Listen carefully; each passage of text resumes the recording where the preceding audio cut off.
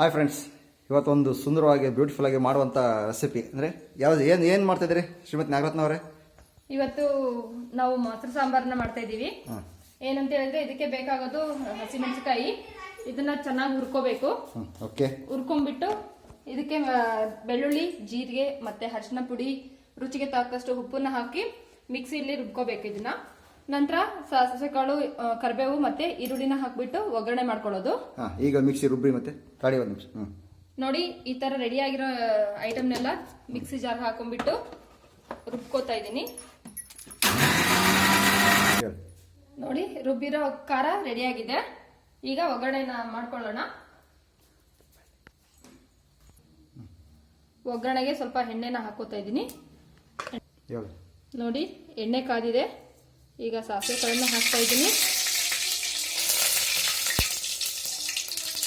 ನಂತರ ಕರಿಬೇವು ಹಾಗೆ ಈರುಳ್ಳಿ ಸಹ ಹಾಕ್ತಾ ಇದ್ದೀನಿ. ಇದು ಚೆನ್ನಾಗಿ ಫ್ರೈ ಆಗೋವರೆಗೂ ಲೋ ಫ್ಲೇಮಲ್ಲಿಟ್ಟು ಫ್ರೈ ಮಾಡ್ತಾ ಹೋಗ್ಬೇಕು.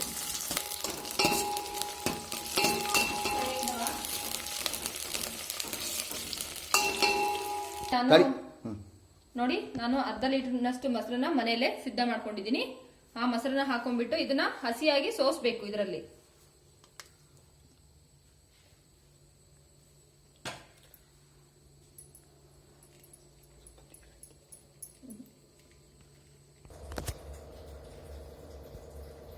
ನೋಡಿ, ಈಗ ರುಬ್ಬಿಟ್ಟಿರ್ತಕ್ಕಂತಹ ಖಾರ ಮಸಾಲೆ ಏನಿದೆಯಲ್ಲ, ಇದನ್ನ ನಾನು ಸಾಂಬಾರಿಗೆ ಹಾಕ್ತಾ ಇದ್ದೀನಿ.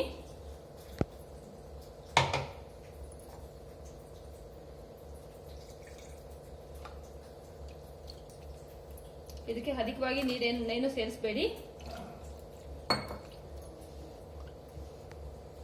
ಇದನ್ನ ಮೊಸರು ಖಾರ ಅಂತ ಹೇಳಿ ಹೇಳ್ತಾರೆ. ಇದನ್ನ ಮತ್ತೇನು ಬಿಸಿ ಮಾಡೋ ಹಾಗಿಲ್ಲ.